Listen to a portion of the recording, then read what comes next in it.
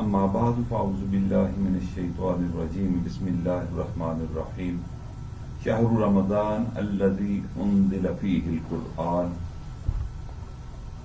قال النبی صلی اللہ علیہ وسلم الصوم جنہ او کما قال علیہ الصلاة والسلام سبحان ربک رب العزت عما یصفون وسلام علی المرسلین والحمد للہ رب العالمین اللہم صلی علی سیدنا محمد وعلی آل سیدنا محمد وبارک وسلم۔ اللہ تعالیٰ نے ہم پر احسان فرمایا کہ اپنی زندگی میں ایک اور رمضان ہمیں گزارنے کے لیے موقع عطا فرمایا۔ اللہ تعالیٰ نے انسان کو اس دنیا میں اپنی بندگی کے لیے بھیجا ہے۔ یہ انسان یہاں چند روز کا مہمان ہے اور یہاں رہتے ہوئے اپنی مہلت کو استعمال کرتے ہوئے ہر انسان اپنے فرض منصبی کو ادا کرتے ہوئے اگلے سفر پر روانہ ہوگا۔ خوش نصیب ہے وہ بندہ جس نے اس دنیا میں اپنی زندگی کو اللہ کی یاد والی زندگی بنایا، نبی علیہ الصلوۃ والسلام کی سنتوں والی زندگی بنایا، شریعت مطہرہ کے مطابق اپنے وقت گزارا۔ ایسا انسان اس دنیا میں بھی کامیاب اور آخرت میں بھی کامیاب، اور اللہ تعالیٰ کا یہ وعدہ کہ فقط فاز فوزا عظیما، اس کامیاب انسان پر صادق آتا ہے۔ اس لیے میرے بھائیوں، ہماری خوش نصیبی ہے کہ اللہ رب العزت نے ایک دفعہ پھر ہماری زندگیوں میں رمضان کو لائے ہیں۔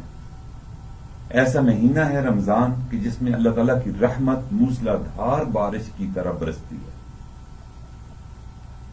حضرت مجدد الفسانی رحمۃ اللہ علیہ فرماتے ہیں کہ رمضان کا ایک لمحہ اور باقی 11 ماہ کے پورے لمحات مجموعی طور پر جو اللہ تعالیٰ کی رحمتیں اور برکتیں 11 ماہ میں نازل ہوتی ہیں، وہ رمضان کے ایک لمحے کے برابر پھر بھی وقت نہیں رکھتے۔ اس لیے میرے بھائیو، یہ موقع آیا ہے ہماری زندگی میں، تو ہمیں چاہیے کہ ہم اس رمضان کی قدردانی کریں، اس کے اوقات کی قدر جانیں، اس کے اوقات کو قیمتی بنائیں اور اپنے روٹھے رب کو بنائیں۔ ہمارے جتنے بھی اکابر گزرے ہیں، سلف صالحین، ان کی زندگی کے بارے میں جب لکھا گیا تو یوں ان کی بزرگی کا تذکرہ کیا گیا کہ فلاں بزرگ تو بہت بڑے بزرگ ہیں، اور دلیل یہ دیتے تھے کہ انہوں نے اپنی زندگی میں اتنے رمضان المبارک کو پایا ہے۔ یعنی بزرگی کا جو پیمانہ تھا اور بزرگی اور ترقی کے درجات کا اندازہ لگانے کے لیے جو معیار تھا، وہ رمضان المبارک طے تھا کہ اس بندے کی زندگی میں اتنے رمضان المبارک آئے ہیں۔ اور میرے بھائیوں، نبی علیہ الصلوۃ والسلام نے بھی اس کی بڑی ترغیب دی ہے۔ ایک مرتبہ نبی علیہ الصلوۃ والسلام رمضان المبارک کی آمد معامد پر صحابہ کرام کو اکٹھا کیا اور فرمایا کہ تمہارے درمیان ایک برکتوں والا مہینہ آ رہا ہے، اس میں اللہ رب العزت تمہاری طرف متوجہ ہوتے ہیں، تم پر رحمتیں نازل فرماتے ہیں، تمہاری خطاؤں کو معاف کرتے ہیں اور تمہاری دعاؤں کو قبول فرماتے ہیں۔ اور فرمایا نبی علیہ الصلوۃ والسلام نے کہ ینظر اللہ تعالی الی تنافسکم فی، تنافس کہتے ہیں ایک دوسرے سے آگے بڑھنے کو، ایک دوسرے کے ساتھ مقابلہ کرنے کو، کہ جس طرح دنیا کی زندگی میں نوجوان بچے اور بچیاں اپنی ہم جماعتوں سے سبقت لے جانے کے لیے محنت اور مشقت کرتی ہیں تاکہ ہم کلاس میں پہلے درجے میں پاس ہو جائیں، اسی طرح اللہ رب العزت اپنے بندوں کی طرف دیکھتے ہیں کہ میرا بندہ دوسرے بندوں سے رمضان کی عبادت میں کیسے سبقت لے کر جاتا ہے۔ اور واقعی میرے بھائیوں، نبی علیہ الصلوۃ والسلام کی زندگی ہمارے لیے بہترین نمونہ ہے۔ صحابہ کرام رضوان اللہ تعالی علیہم اجمعین فرماتے ہیں کہ جب بھی ہم رمضان المبارک کے مہینے کو پاتے تو ہم محسوس کرتے کہ نبی علیہ الصلوۃ والسلام ان 3 باتوں میں اضافہ فرما لیا کرتے تھے۔ پہلی بات اور پہلا عمل کہ آپ صلی اللہ علیہ وسلم عام دنوں کی نسبت رمضان میں عبادت کے لیے بہت زیادہ کوشش اور جدوجہد فرمایا کرتے تھے۔ حالانکہ عام دنوں میں بھی نبی علیہ الصلوۃ والسلام کثرت سے دعا کیا کرتے تھے، کثرت سے عبادت کیا کرتے تھے۔ حالانکہ آیا ہے کہ حتی یتورم قدماہ، یہاں تک کہ نبی علیہ الصلوۃ والسلام کے قدموں پر ورم آ جایا کرتا تھا، یعنی آپ کے پاؤں مبارک قدمین متورم ہو جایا کرتے تھے۔ تاہم رمضان المبارک میں آپ کی یہ عبادت پہلے سے بھی زیادہ ہو جایا کرتی تھی۔ دوسری بات جو صحابہ کرام نے محسوس فرمائی کہ آپ عام دنوں کی نسبت اللہ رب العزت کے راستے میں رمضان المبارک میں زیادہ خرچ فرمایا کرتے تھے، اپنے ہاتھوں کو کھول لیا کرتے تھے، یعنی بہت کھلے دل کے ساتھ، فیاضی کے ساتھ، سخاوت کے ساتھ صدقہ خیرات فرمایا کرتے تھے۔ اور تیسرا عمل اور تیسری بات کہ آپ صلی اللہ علیہ وسلم بہت ہی زیادہ مناجات گریہ زاری کے ساتھ فرمایا کرتے تھے۔ ان 3 باتوں میں رمضان المبارک کے اندر آپ کی زندگی میں تبدیلی معلوم ہوا کرتی تھی۔ عبادت کے اندر زیادہ جستجو کرنا، اللہ کے راستے میں زیادہ خرچ کرنا اور دعاؤں کے اندر گریہ زاری پیدا کرنا۔ اللہ کرے کہ ان 3 اعمال کو ہم بھی ان رمضان میں کرنے والے بن جائیں۔ میرے بھائیو، اس سیزن سے، اس نیکیوں کے موسم بہار سے اگر ہم زیادہ فائدہ اٹھانا چاہتے ہیں، اپنے روٹھے رب کو منانا چاہتے ہیں، اپنی بگڑی بنانا چاہتے ہیں، تو ہمیں چاہیے کہ ہم رمضان المبارک میں چند چیزوں کا خاص اہتمام کریں۔ اس اہتمام کی وجہ سے امید ہے کہ اللہ رب العزت رمضان المبارک کے فیوزات و برکات سے ہمیں مالا مال فرما دیں گے۔ پہلا عمل جو ہمیں کرنا چاہیے وہ ہے کہ روزے کی ہم حفاظت کریں۔ ہمیں چاہیے کہ ہم روزے کو مکمل آداب کے ساتھ تمام شرائط کو مد نظر رکھتے ہوئے ان اوقات کو گزاریں۔ کھانے پینے اور جماعت سے تو پابندی ہے ہی، ہمیں اس بات کی بھی پابندی کرنی ہے کہ ہم ظاہر میں روزے دار ہیں تو ہماری آنکھ کا بھی روزہ ہو، ہم ظاہر میں اگر روزہ دار ہیں تو ہماری کان بھی روزے سے ہو، ہم اگر ظاہر میں ہم نے روزہ رکھا ہوا ہے تو ہماری شرمگاہ بھی روزہ دار ہو، ہمارے کان بھی روزہ دار ہوں، ہماری زبان بھی روزہ دار ہو، دل و دماغ بھی روزہ دار ہو۔ اس طرح سر سے لے کر پاؤں تک ہم روزہ دار بن جائیں۔ اس لیے نبی علیہ الصلوۃ والسلام نے ارشاد فرمایا، الصیام جنۃ ما لم یحرقھا، کہ روزہ دار آدمی کے لیے ڈھال ہے روزہ جب تک وہ اسے پھاڑ نہ دے۔ ڈھال سے مراد کیا ہے؟ ڈھال سے مراد یہ ہے کہ روزہ انسان کے لیے شیطان سے حفاظت کا کام کرتا ہے۔ کسی نے عرض کیا، یا رسول اللہ صلی اللہ علیہ وسلم، روزہ کس طرح پھٹ جاتا ہے؟ تو آقا نے ارشاد فرمایا کہ روزہ جھوٹ اور غیبت سے پھٹ جاتا ہے۔ اسی طرح نبی علیہ الصلوۃ والسلام نے ارشاد فرمایا، رب صائم لیس له من صیامہ الا الجوع والعطش، کہ بہت سے روزہ دار ایسے ہوں گے، کتنے لوگ ہوں گے جن کو روزے سے سوائے بھوک پیاس کے کچھ نہیں ملتا۔ کیوں؟ انسان نے روزہ تو رکھا ہے لیکن ساتھ غیر رمضان کے معمول گانا سننے کو بھی جاری رکھا۔ روزہ تو رکھا ہے لیکن بازار جاتے ہوئے نامحرم پر نظر پڑنے سے اجتناب نہیں کیا۔ روزہ تو رکھا ہے لیکن بہتان لگائے، روزہ تو رکھا ہے لیکن جھوٹ بولا، دھوکہ دیا، روزہ تو رکھا ہے لیکن فواحش سے نہیں بچا تو ایسا روزہ میرے بھائیو اللہ کے ہاں اجر نہیں پاتا.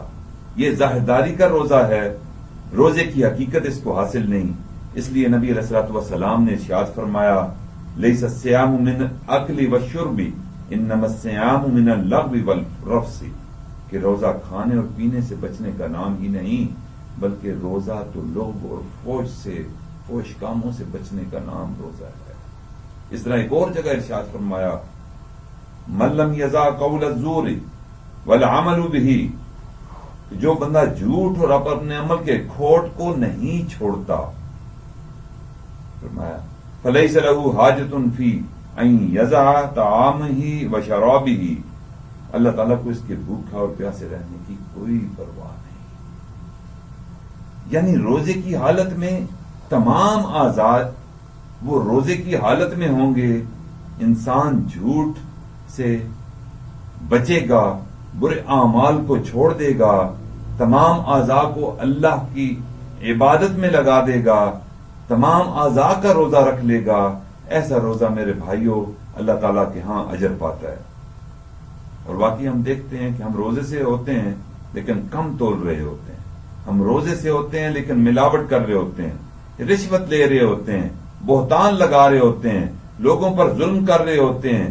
ایسا بندے کی بھوک اور پیاس کو اللہ کی کیا ضرورت ہے؟ اس لیے میرے بھائیوں ہم کوشش کریں کہ روزے کی حفاظت کریں. دوسرا عمل جس کا ہم نے لحاظ رمضان میں رکھنا ہے وہ ہے عبادت کی کثرت. ہم یہ عہد کریں اس رمضان میں کہ ہم 5 وقت نماز تکبیر اولیٰ کی پابندی کے ساتھ باجماعت ادا کریں گے اور دیگر مسنون اعمال، نفلی عبادات، ذکر اذکار کی کثرت کریں گے.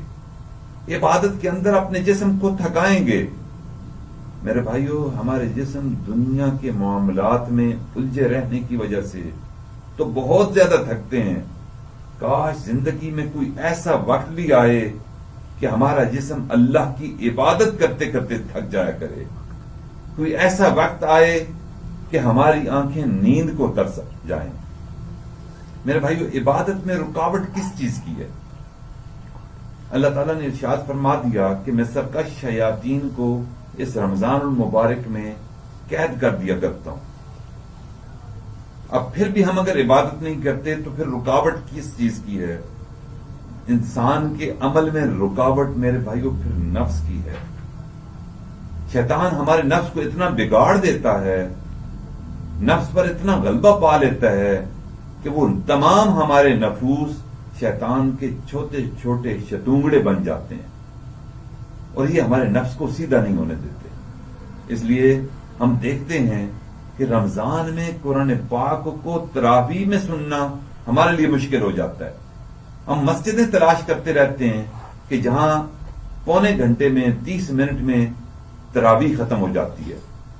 ہم ایسی مسجدیں ڈھونڈتے رہتے ہیں. کاش ہم زندگی میں ایسی مسجد بھی ڈھونڈیں کہ جہاں اہتمام کے ساتھ، لحن کے ساتھ، مخارج کی ادائیگی کی صحیح ادائیگی کے ساتھ کوئی قاری مجود قاری پڑھ رہا ہو. ہم ایسی جگہ ڈھونڈیں. اس لیے میرے بھائیوں یہ دوسرا عمل ہے کہ ہم عبادت کی کثرت کریں اس رمضان المبارک میں.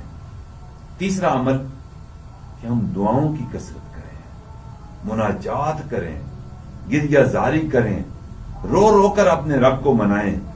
اور واقعی یہ رمضان کے لمحات ایسے لمحات ہیں کہ اللہ تعالیٰ اپنے بندوں کو کچھ دینا چاہتے ہیں. اس لیے ہمیں بھی دعاؤں کی کثرت کرنی چاہیے. حدیث شریف میں آتا ہے نبی علیہ الصلوۃ والسلام نے ارشاد فرمایا وَإِنَّ لِكُلِّ مُسْلِمٍ فِي كُلِّ يَوْمٍ وَلَيْلَةٍ دَعْوَةً مُسْتَجَابَةً، یعنی رمضان المبارک میں ہر مسلمان کے شب و روز میں ایک دعا ضرور قبول ہوتی ہے. اس لیے ہمیں اللہ کے آگے رو رو کر دعائیں کرنی چاہیے. نہ معلوم کون سی ایسی گھڑی ہو کہ جس میں ہماری مانگی ہوئی دعا شرف قبولیت پائے اور ہماری بگڑی بن جائے. تہجد کا وقت میرے بھائیوں قبولیت دعا کا وقت ہوتا ہے، خاص وقت ہوتا ہے. اللہ تعالیٰ آسمان دنیا پر نزول فرماتے ہیں اور پوچھتے ہیں کہ ہے کوئی مانگنے والا جس کو میں عطا کر دوں. لہذا سحر ہی سے پہلے تہجد کے نوافل پڑھ کر اللہ کے آگے گریہ زاری کرنی چاہیے اور اپنی تمام حاجات اللہ تعالیٰ کے سامنے ہم پیش کریں اور اپنے رب کو منائیں۔ حدیث میں آتا ہے کہ افطار کے وقت روزہ دار کی دعائیں قبول ہوتی ہیں۔ فرمایا 3 بندوں کی دعائیں اللہ تعالیٰ رد نہیں فرماتے، ایک روزہ دار کی افطار کے وقت، دوسرا عادل بادشاہ کی دعا اور تیسرا مظلوم کی دعا۔ اس لیے میرے بھائیو افطاری کے وقت دعاؤں کا تو خاص اہتمام کرنا چاہیے۔ میرے بھائیو غور کیجئے کہ اگر کوئی اللہ کا نیک بندہ ہو، برگزیدہ بندہ ہو، اور وہ آدمی ہمیں بتا دے کہ خواب میں مجھے بشارت ہوئی ہے اور تمہیں چاہیے کہ فلاں وقت تم اللہ کے آگے دعا کرو تو تمہاری دعا قبول ہوگی۔ اب خود سوچ لیجئے کہ نیک بندے کی بشارت کا اثر ہم پر کتنا ہوتا ہے، اور ہم خوب رو رو کر لجاجت کے ساتھ، گریہ زاری کے ساتھ رو رو کر دعائیں کرتے ہیں کہ ایک اللہ کے ولی نے بتایا ہے کہ فلاں وقت قبولیت دعا کا وقت ہوگا، جو دعا مانگی جائے گی وہ دعا قبول ہوگی۔ میرے بھائیو اس میں کوئی شک نہیں کہ ولی بتائے تو وہ دعا قبول ہوتی ہے۔ ہمیں ذرا سوچنا چاہیے کہ ان ولیوں کے سردار، نبیوں کے سردار، اللہ تعالیٰ کے محبوب حضرت محمد مصطفیٰ احمد مجتبی صلی اللہ علیہ وسلم نے بھی ارشاد فرمایا کہ روزہ دار کی دعا افطاری سے قبل اللہ تعالیٰ قبول فرماتے ہیں، رد نہیں فرماتے۔ تو میرے بھائیوں ہمیں چاہیے کہ ہم آپ کے وعدے پر یقین کرتے ہوئے افطاری سے پہلے اپنے اوقات کو فارغ کر لیا کریں اور خوب لمبی چوڑی دعائیں رکت کے ساتھ، گریے کے ساتھ مانگا کریں۔ مگر ہوتا کیا ہے، عصر کے وقت ہمیں کام یاد آ جاتے ہیں، خاص طور پر خواتین کو۔ مرد دکانیں بند کرتے ہیں، بھاگتے دوڑتے شٹر ڈاؤن کرنے کے بعد آخری وقت میں افطاری کے وقت گھر پہنچتے ہیں۔ خواتین عصر کے بعد ہی کچن کے کاموں میں مصروف ہوتی ہیں اور خوب جو قیمتی وقت ہوتا ہے وہ کچن میں گزار لیتی ہیں، اور افطاری کے جب دسترخوان سج جاتا ہے تو پھر ہم آپس میں بات کرتے رہتے ہیں کہ ہمارے افطاری میں وہ چیز بھی ہونی چاہیے، فلاں پھل بھی ہونا چاہیے، فلاں نمکین چیز بھی ہونی چاہیے، سموسے پکوڑے بھی ہونے چاہیے۔ یہ ساری چیزیں ہمیں یاد رہ جاتی ہیں، لیکن رہ جاتا ہے تو دعا کا عمل رہ جاتا ہے کہ جس کے بارے میں نبی علیہ الصلوۃ والسلام نے فرمایا کہ روزہ دار کی افطاری سے قبل مانگی ہوئی دعائیں قبول ہو جاتی ہیں۔ میرے بھائیو آج سے ہم عہد کر لیں کہ ہم انشاءاللہ افطاری سے پہلے اپنے اوقات کو قیمتی بنائیں گے، اور افطاری کا وقت تو ایسا ہوتا ہے کہ جیسے پورا دن بندہ ایک عمل کرے اور شام کو اس کا پھل ملنے کا وقت۔ ہم نے دنیا میں دیکھا کہ مزدور صبح سے لے کر شام تک کام میں مصروف رہتا ہے، اور یہاں آ کر کام کرنے کے بعد مالک کے سامنے بیٹھ جاتا ہے کہ مجھے مزدوری ملے گی، اور مالک میں چاہے جتنی مرضی خامیاں ہو، وہ جھوٹ بھی بولتا ہو، کینہ بھی رکھتا ہو، بغض بھی رکھتا ہو، ہرس بھی رکھتا ہو، حسد والا بھی ہو اس کے دل میں جذبہ، تکبر بھی وہ کرتا ہو، لیکن اس کی شرافت نفس اس کو مجبور کرتی ہے کہ یہ مزدور صبح سے لے کر شام تک اپنے پسینے کو بہاتا رہا، محنت مشقت کرتا رہا، اب میں نے اس کو ضرور بس ضرور اس کا پوری اجرت دے کر روانہ کرنا ہے۔ میرے بھائیوں اگر ہماری شرافت نفس تمام تر خامیوں کے باوجود مزدور کو اوقات کے بعد مزدوری دینے پر مجبور کر دیتی ہے، تو اب خود سوچئے کہ ہم نے بھی تو بھوک پیاس کاٹی، ہم نے بھی تو پیاس برداشت کی، ہم نے بھی تو بھوک برداشت کی، اور شام کا وقت آیا تو اللہ تعالیٰ کیسے بغیر مزدوری کے ہمیں تنخواہ دیں گے؟ ہرگز نہیں۔ میرے بھائیوں صدق یقین کے ساتھ، دل کی حاضری کے ساتھ افطاری کے پہلے ہم اللہ سے دعا مانگیں گے، اللہ دن بھر میں ہماری محنت کو، ہمارے اعمال کو، بھوک اور پیاس کو، روزے کو قبول فرما کر اس اجرت پر اس کی اجرت ہمیں افطاری سے پہلے ضرور عطا فرما دیں گے۔ اس لیے حدیث شریف میں اس بات کی ترغیب بھی آئی ہے کہ رمضان شریف میں استغفار کی ہمیں کثرت کرنی چاہیے، ہم جنت کی طلب کریں، جہنم سے پناہ مانگیں۔ لہذا ان دعاؤں کو، ان تینوں چیزوں کو ہم اپنی دعاؤں میں بار بار اللہ سے طلب کیا کریں، انشاءاللہ اللہ تعالی ہمیں بامراد فرمائیں گے۔ چوتھی چیز، چوتھا عمل اس رمضان میں کیا ہونا چاہیے؟ وہ ہے تلاوت قرآن مجید کی کثرت۔ واقعی رمضان المبارک کو قرآن پاک سے ایک خاص نسبت ہے، کیونکہ قرآن مجید اسی ماہ میں نازل کیا گیا۔ اللہ تعالیٰ نے ارشاد فرمایا شہر رمضان الذی انزل فیہ القرآن، رمضان مبارک کا وہ مہینہ ہے جس میں قرآن مجید نازل کیا گیا۔ اس سے پہلے بھی جتنی آسمانی کتابیں نازل ہوئیں، جتنے بھی، وہ ساری کی ساری اسی ماہ میں مبارک میں نازل ہوئی ہیں۔ یہی وجہ ہے کہ قرآن مجید اس مہینے میں، اس بابرکت مہینے میں کثرت سے پڑھا جاتا ہے، کثرت سے سنا جاتا ہے۔ روایات میں آتا ہے کہ نبی علیہ الصلوۃ والسلام اسی ماہ مبارک میں حضرت جبرائیل علیہ السلام کے ساتھ پورے قرآن پاک کا ورد کیا کرتے تھے، سنایا کرتے تھے۔ آپ کے بعد صحابہ کرام سے لے کر آج تک یہ روایت چلی آ رہی ہے کہ اس ماہ مبارک میں قرآن پاک کی کثرت سے تلاوت کی جاتی ہے۔ ہمارے بہت سے اکابر اس ماہ میں ایک دن میں ایک قرآن پاک اور بعض 2 قرآن پاک بھی پڑھ لیا کرتے تھے۔ لہذا ہمیں بھی اپنے اکابر کی طرح کثرت تلاوت کو اپنا شعار بنانا چاہیے، اور اس رمضان المبارک میں ہمیں تلاوت کلام پاک کی کثرت کرنی چاہیے۔ تو یہ 3-4 اعمال ہیں کہ جن کی ہم نے کثرت کرنی ہے۔ پہلا عمل کہ روزے کی حفاظت کرنی ہے، تمام اعضاء کا روزہ رکھنا ہے۔ دوسرا، نبی علیہ الصلوۃ والسلام کی طرح عبادت کی کثرت کرنی ہے۔ تیسرا، دعاؤں کی کثرت کرنی ہے، اور چوتھا تلاوت قرآن پاک کی تلاوت کثرت سے کرنی ہے۔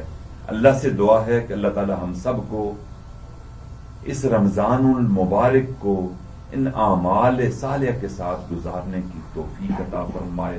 وآخر دعوانا ان الحمد للہ رب العالمین۔